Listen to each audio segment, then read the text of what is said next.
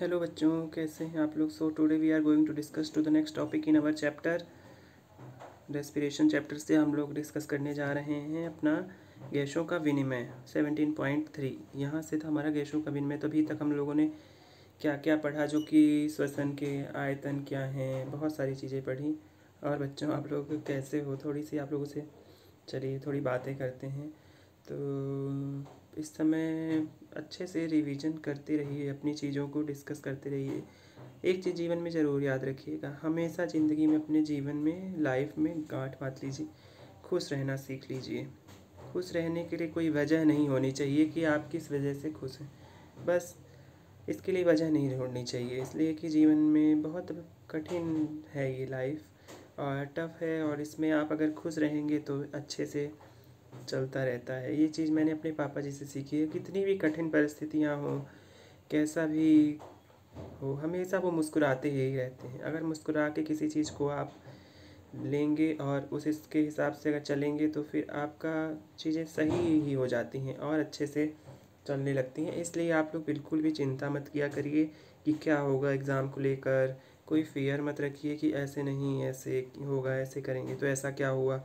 कोई भी टेंशन बिल्कुल भी नहीं लेनी है और आराम से मेहनत करते रहिए, लगातार निरंतर प्रयास करते रहिए। करत करत अभ्यास के जड़मति हों सुजान, और असरी यावत जात है सिल पर होत निशान। तो मतलब अगर एक पत्थर भी होता है जो, और उसमें अगर रस्सी लगातार चलती रहती है तो उस पर भी निशान हो जाता है।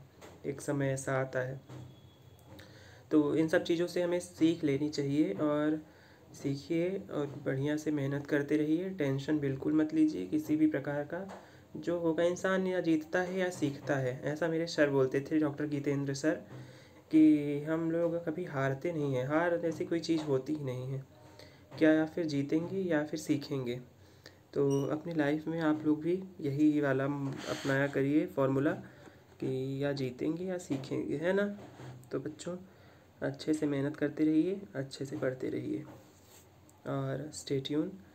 मैं आपको चीज़ों को अच्छे से समझा रहा हूँ, चैप्टर को अच्छे से कंप्लीट करा रहा हूँ। बस आप मेरे चैनल को सब्सक्राइब कर लीजिए और लाइक कर दिया करिए वीडियोस को जब देखा करिए तो, और कमेंट भी कर दिया करिए जो आपको लगे, और शेयर अपने दोस्तों एंड फैमिली मेम्बर के साथ शेयर कर दीजिए।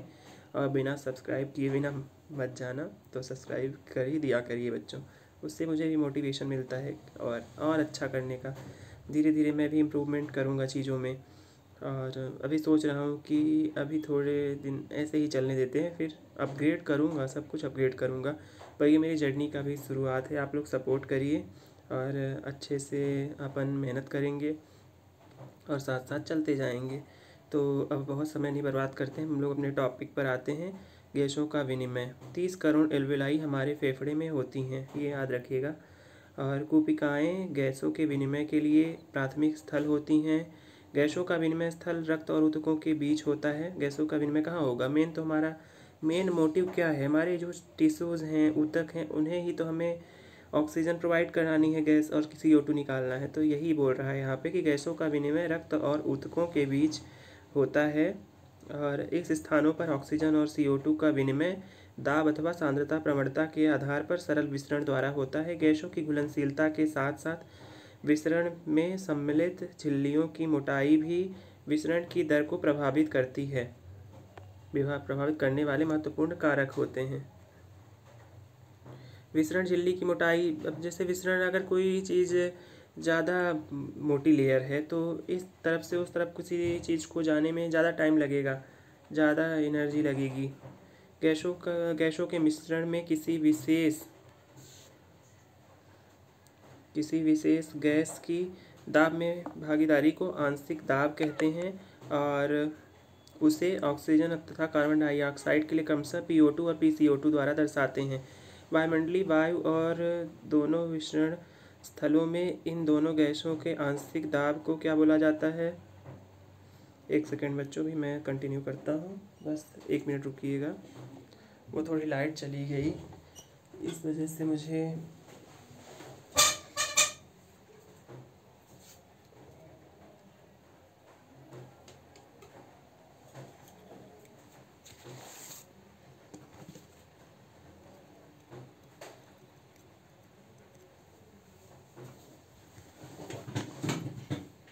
अब मैं अपनी कैंडल लाइट, ये अपनी ले लिया स्टडी टेबल वाली लाइट, इससे अपन पढ़ेंगे।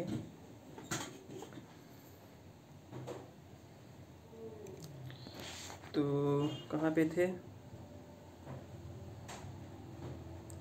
वायुमंडलीय वायु और दोनों विसरण स्थलों में इन गैसों की आंशिक दाब को ऑक्सीजन और कार्बन डाइऑक्साइड के लिए PO2 और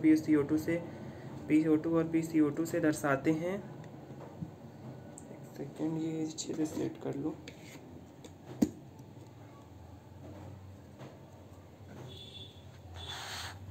PO2 और PCO2 से दर्शाते हैं। वायुमंडलीय वायु और दोनों विसरण स्थलों में इन दो गैसों के आंशिक दाब को तालिका 17.1 और 17.3 में दर्शाया गया है। सारणी में दिए गए आंकड़े से स्पष्ट रूप से कूपिकाओं से रक्त और रक्त से ऊतकों में ऑक्सीजन के लिए सांद्रता प्रवणता की ओर संकेत देते हैं। इसी प्रकार CO2 के लिए विसरण की दिशा प्रवणता दर्शाई गई है, अर्थात ऊतकों से रक्त और रक्त से कूपिकाओं की तरफ। चूँकि CO2 की घुलनशीलता ऑक्सीजन की तुलना में ज़्यादा होती है, तो हम लोग इसको निम्न प्रकार से भी हम लोगों ने इसमें क्या सीखा कि जो हमारा ऑक्सीजन है और CO2 है, तो यहाँ पे ये बोल रहा है कि कूपिकाओं से रक्त में और रक्त से ऊतकों में ऑक्सीजन के लिए सांद्रता प्रवणता का संकेत देती है। जैसे कि हमारा कूपिकाएँ हैं, यहाँ पे ऐसे ऐसे जाएगा, और जो CO2 का तो वो क्या संकेत देगा?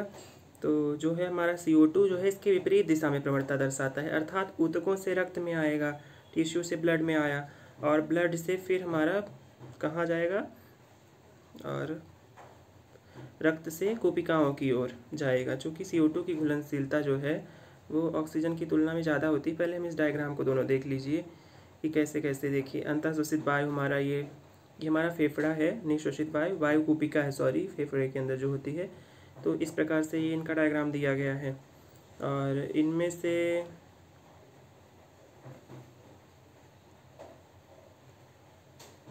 इनमें हमारा क्या दिया गया, आंशिक दाब है ना। वायु कूपिका PO2 कितना होता है, 104 mmHg, PCO2 40 mmHg। तो पहले आंशिक दाब वाला देख लीजिए, फिर उसके बाद ये दिखाता हूँ।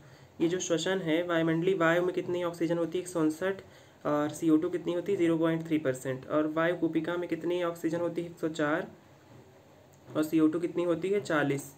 और ऑक्सीजन युक्त रक्त में कितनी ऑक्सीजन होती है, तो उसमें याद रखिएगा ऑक्सीजन युक्त में 95 ऑक्सीजन होती है mmHg, और CO2 कितना होता है, CO2 40 mmHg। पर अनाक्सीकृत रक्त में हमारा ऑक्सीजन जो है वो 40 होता है और CO2 45 होता है।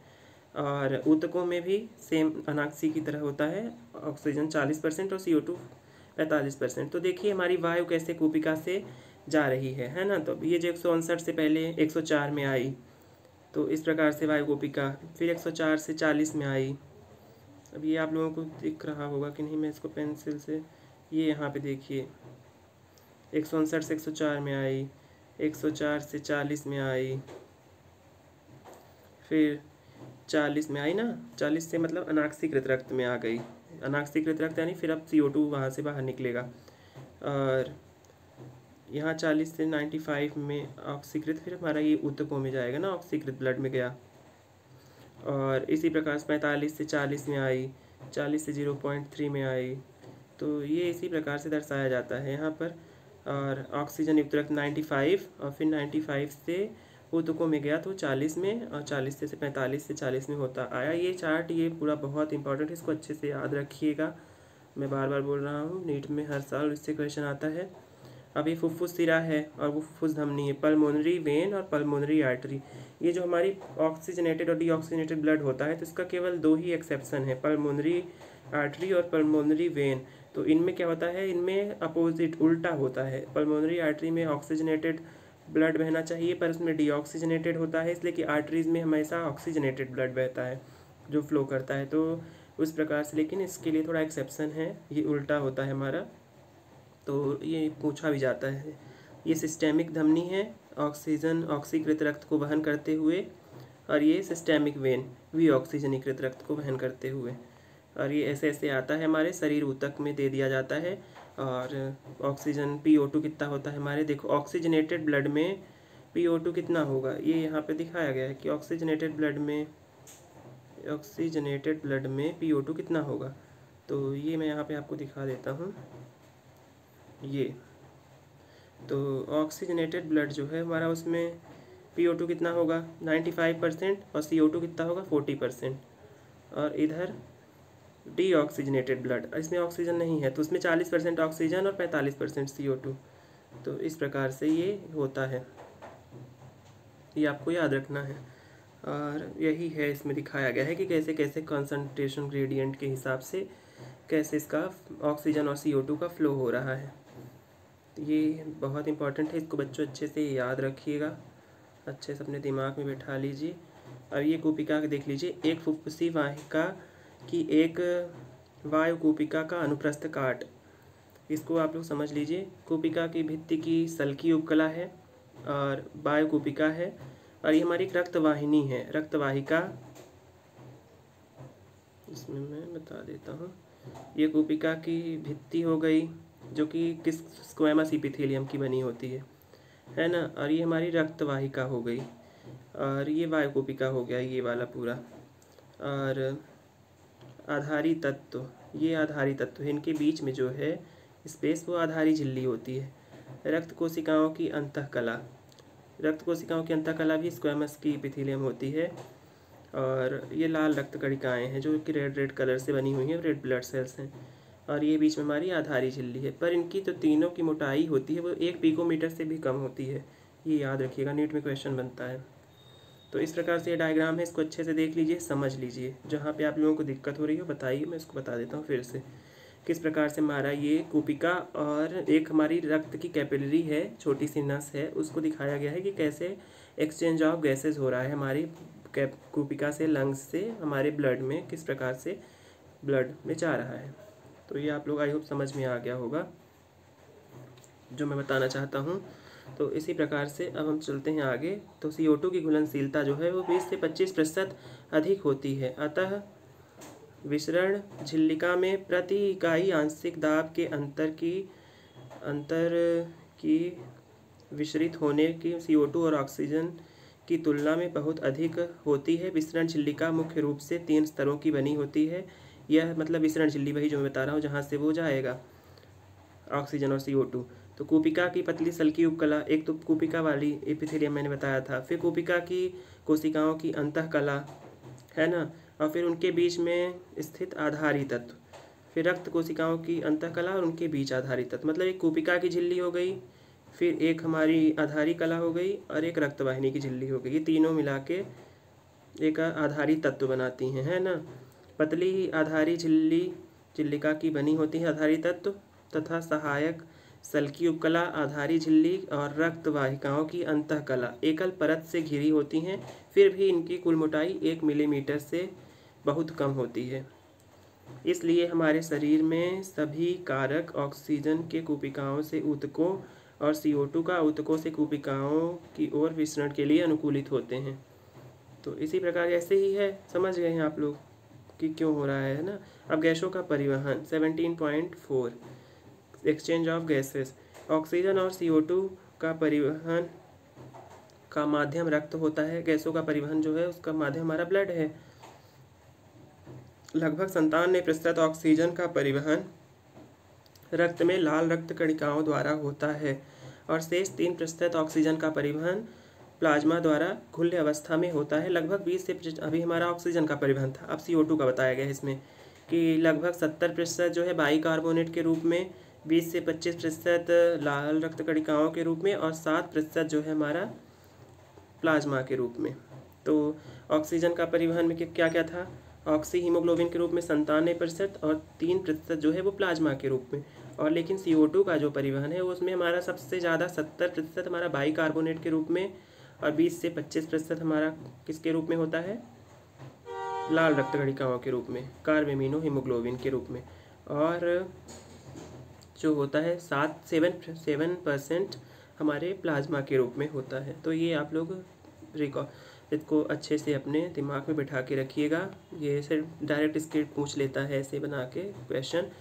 और ये हमारा ऑक्सीजन का परिवहन, ट्रांसपोर्ट ऑफ ऑक्सीजन। हीमोग्लोबिन लाल रक्त कणिकाओं में स्थित एक लाल रंग का लौहयुक्त वर्णक होता है। हीमोग्लोबिन के साथ उत्क्रमणीय ढंग से बंधकर ऑक्सी हीमोग्लोबिन का गठन करता है। प्रत्येक हीमोग्लोबिन अणु अधिकतम 4 ऑक्सीजन परमाणुओं को वहन कर सकता है।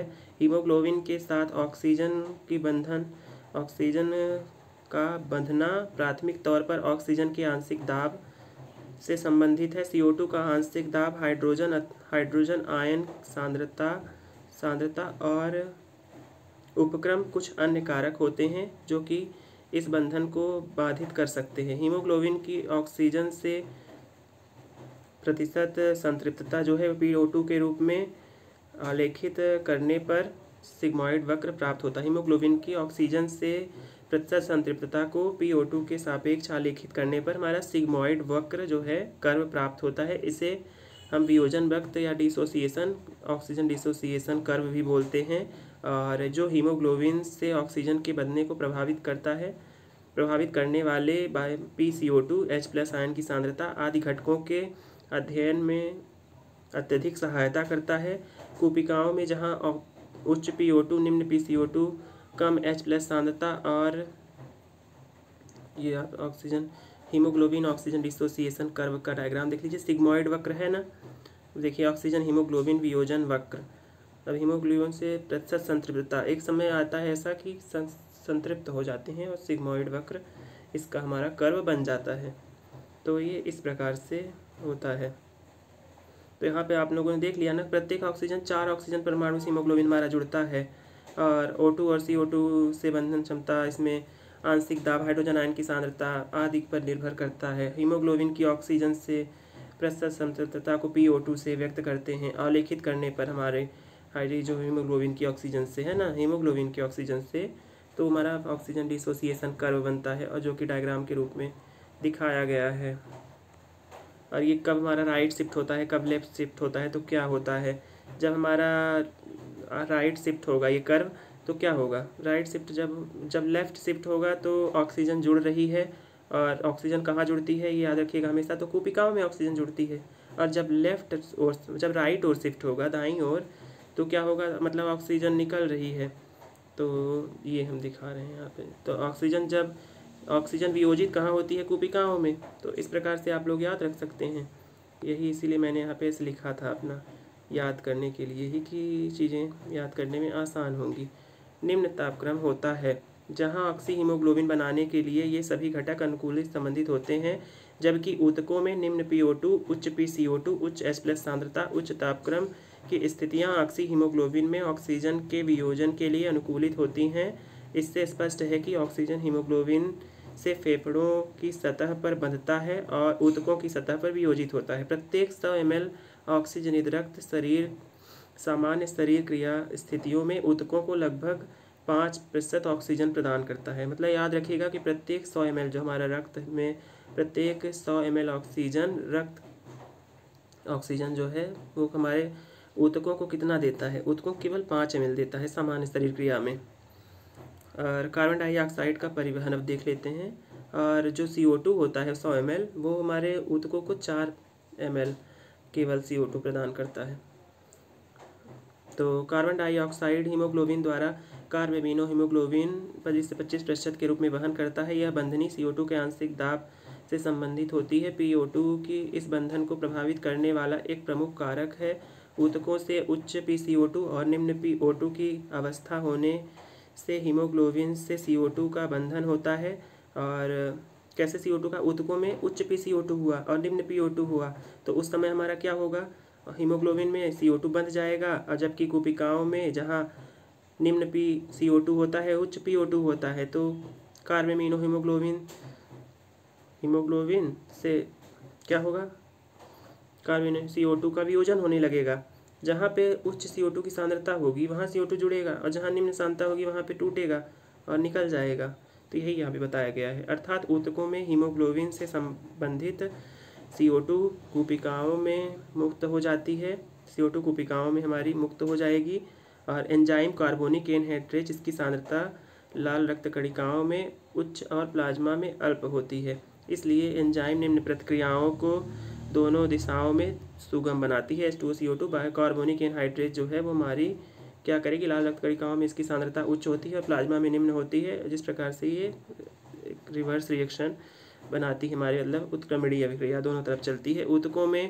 ऊतकों में अपचय के कारण PCO2 अधिक होने से CO2 लाल रक्त कणिकाओं में RBC और प्लाज्मा में विसरित होने लगता है और बाइकार्बोनेट और H+ बनाती है। कोशिकाओं में PCO2 कम होने की प्रतिक्रिया की दिशा विपरीत हो जाती है, जिससे कि CO2 और H2O बनते हैं। इस तरह बाइकार्बोनेट के रूप में ऊतक स्तर पर ग्रहित और कोशिकाओं की तरफ परिवहित कार्बन डाइऑक्साइड बाहर की तरफ पुनः CO2 के रूप में मुक्त हो जाती है। प्रति 100 ml विऑक्सीजनित रक्त द्वारा कोशिकाओं को लगभग CO2 की 4 ml मात्रा मुक्त होती है।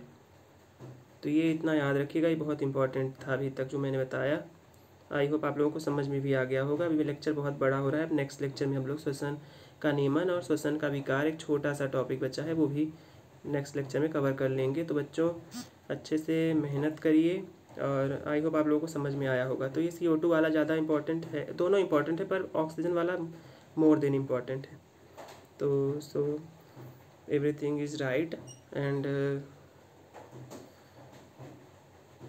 थोड़ा थोड़ा स्टेप बाय स्टेप मेहनत करते जाइए, चीज़ों को अपग्रेड करते जाइए।